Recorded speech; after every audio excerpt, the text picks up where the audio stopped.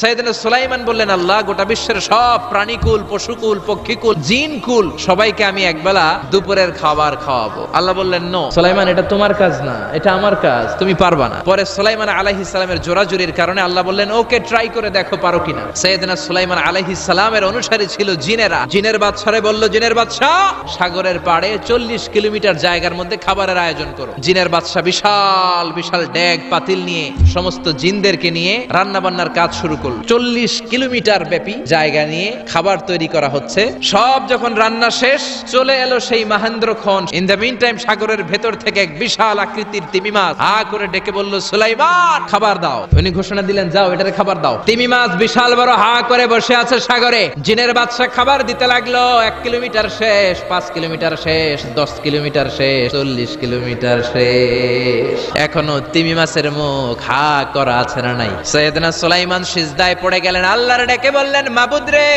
আমি বুঝতে পারি না আসলে রিজিক দেওয়ার মালিক আমরা না, গোটা বিশ্বের সবাইকে খাওয়ানোর ক্ষমতা আমার নাই, রিজিকের মালিক একজন, তিনি কে?